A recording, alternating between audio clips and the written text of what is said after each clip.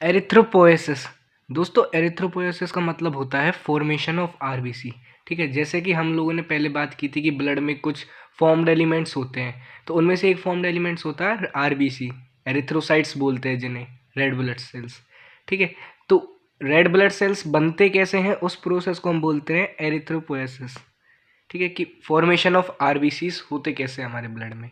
ठीक है, तो होते कैसे हैं उस प्रोसेस को देखने से पहले हम ये देख लेते हैं कि किस जगह पे फॉर्मेशन ऑफ आरबीसी होते हैं। ठीक है, तो पहला होता है फीटल स्टेज में। ठीक है, अगर अगर किसी भी ह्यूमन की फीटल स्टेज होती है तो उसमें आरबीसी का प्रोडक्शन कहाँ कहाँ होता है। ठीक है, तो पहले 3 महीने तो मीजोडर्म में आरबीसी का प्रोडक्शन होगा। ये जो एरिथ्रोपोएसिस का प्रोसेस है, फर्स्ट 3 मंथ तो मीजोडर्म में होगा। ठीक है, उसके बाद के जो 3 मंथ होते हैं वो लिवर में होते हैं, और उसके बाद के जो लास्ट के 3 मंथ होते हैं वो बोन मैरो में होते हैं। ठीक, फीटल स्टेज में जैसा कि पता है कि फीटल स्टेज कितने महीने की होती है, फीटल स्टेज हमारी 9 मंथ्स की होती है। ठीक है, किसी भी चाइल्ड की। तो फीटल स्टेज में फर्स्ट 3 मंथ मीजोडर्म में रेड ब्लड सेल का प्रोडक्शन होगा, उसके बाद की 3 मंथ लिवर में होगा, और लास्ट के 3 मंथ बोन मैरो में होगा। ठीक, इसके बाद जो दूसरी स्टेज होती है वो होती है चाइल्ड की स्टेज। ठीक है, तो चाइल्ड की स्टेज मैंने यहाँ पे 20 ईयर्स तक लिखी है।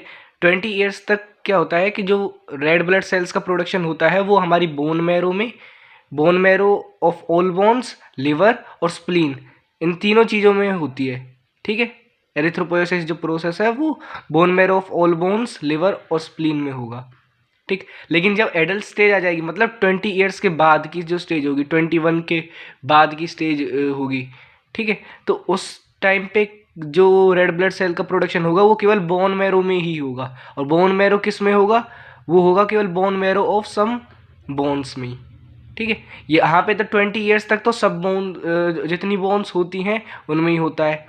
ठीक है, लेकिन यहाँ पे एडल्ट स्टेज में केवल कुछ ही बोन्स होती हैं जिनके बोन मैरो में रेड ब्लड सेल्स का प्रोडक्शन होता है। तो ये बात थी एरिथ्रोपोएसिस की, कि एरिथ्रोपोएसिस होता क्या है। अब देख लेते हैं कि एरिथ्रोपोएसिस का प्रोसेस किस तरीके से काम करता है। तो दोस्तों ये है हमारा एरिथ्रोपोएसिस का प्रोसेस। ठीक है, तो देखो स्टार्टिंग होती है हमारी ल्यूरोपोटेंट स्टेम सेल से। ठीक, हमारी बॉडी में जितने भी सेल्स हैं, चाहे वो हमारी बोन्स हैं या मसल्स हैं या फिर कोई भी सेल्स हैं, ठीक, वो सब स्टेम सेल से जनरेट होते हैं। ठीक, स्टेम सेल में कैपेबिलिटी होती है, ये किसी भी टाइप के सेल को हमारी बॉडी में बना सकता है। तो स्टार्टिंग होती है ल्यूरोपोटेंट स्टेम सेल से। ठीक है, यही स्टेम सेल क्या करते हैं, ये आरबीसी में बदल सकते हैं या डब्ल्यूबीसी वाइट ब्लड सेल्स में बदल सकते हैं। ठीक है, तो प्लूरोपोटेंट स्टेम सेल पहले चेंज होता है प्रो इराइथ्रोब्लास्ट में। ठीक है, अब ये जो प्लूरोपोटेंट स्टेम सेल है इसकी भी कुछ करेक्टरिस्टिक्स होते हैं। ठीक है, जो हमें याद रखने हैं। देखो पहला तो ये है कि इसके अंदर न्यूक्लियस प्रेजेंट होता है, एक बड़ा न्यूक्लियस होता है इसका। ठीक है, साइज इसका छोटा होता है। ठीक, ये प्लूरोपोटेंट स्टेम सेल अब पहले चेंज होगा प्रो इराइथ्रोब्लास्ट में। ठीक है, प्रो इराइथ्रोब्लास्ट के बाद अर्ली नॉर्मोब्लास्ट, इंटरमीडिएट नॉर्मोब्लास्ट और लेट नॉर्मोब्लास्ट। ठीक है, प्रो इराइथ्रोब्लास्ट के बाद नॉर्मोब्लास्ट में, अब नॉर्मोब्लास्ट में भी 3 स्टेजेस होती है, अर्ली नॉर्मोब्लास्ट, इंटरमीडिएट नॉर्मोब्लास्ट और लेट नॉर्मोब्लास्ट। और इसके बाद ये चेंज होता है रेटिकुलोसाइट में और फिर इराइथ्रोसाइट में। ठीक है, उन्हीं इराइथ्रोसाइट को हम बोलते हैं आरबीसी।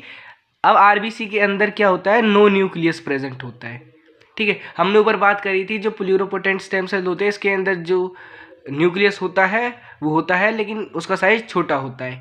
ठीक है, प्लूरोपोटेंट स्टेम सेल से एरिथ्रोसाइट तक बनने तक जो न्यूक्लियस का साइज है वो छोटा होता चला जाता है। ठीक है, वो छोटा होता चला जाएगा और लास्ट में जाके एरिथ्रोसाइट में नो न्यूक्लियस होगा। ठीक, तो ये तो है प्रोसेस कि किस तरीके से ये जो स्टेम सेल्स है ये चेंज होके एरिथ्रोसाइट्स में चेंज होते हैं। ठीक है, और ये प्रोसेस कहाँ हो रहा होता है, ये प्रोसेस उसकी लोकेशन मैंने आपको पहले बता दी है कि फीटल स्टेज में ये कहाँ पे फर्स्ट 3 मंथ में होता है, उसके बाद बीच के 3 मंथ और लास्ट के 3 मंथ में होता है।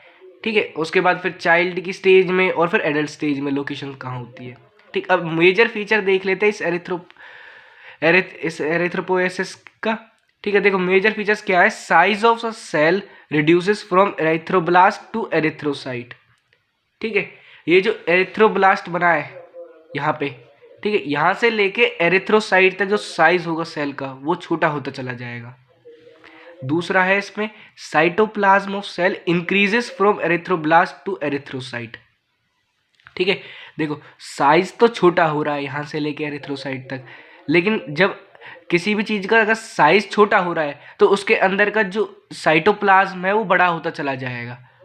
ठीक है, क्योंकि पहले इतनी जगह पे साइटोप्लाज्म आ रहा था प्रोएरिथ्रोब्लास्ट में, लेकिन यहाँ पे आते आते क्या हुआ, एरिथ्रोसाइट इतना छोटा होता चला जाता है, तो अब वही साइटोप्लाज्म केवल इतने से सेल में है, तो क्या हुआ, जो साइटोप्लाज्म की कंसंट्रेशन है वो एक तरीके से इंक्रीज हो जाती है। ठीक है, सेकंड पॉइंट है cytoplasm of cell increases from erythroblast to erythrocyte. Third है हमारा nature change from basophilic to acidophilic. ठीक है, अगर हम क्या करेंगे कि अगर हम प्रोएरिथ्रोब्लास्ट को स्टेन करके देखेंगे तो ये हमारा बेसोफिलिक कैरेक्टर का होता है, लेकिन अगर हम एरिथ्रोसाइट को स्टेन करेंगे तो ये एसिडोफिलिक कैरेक्टर का होगा। तो ये है हमारे जो जो नेचर है सेल का वो चेंज होता है बेसोफिलिक टू एसिडोफिलिक। और लास्ट है न्यूक्लियस का साइज रिड्यूस होता है, क्योंकि हमारा जो प्लुरिपोटेंट स्टेम सेल होता है उसका अंदर जो न्यूक्लियस होता है वो रिड्यूस होता चला जाता है। लास्ट में एरिथ्रोसाइट होता है, एरिथ्रोसाइट में कोई भी न्यूक्लियस नहीं प्रेजेंट होता। तो ये है हमारा एरिथ्रोपोएसिस का प्रोसेस।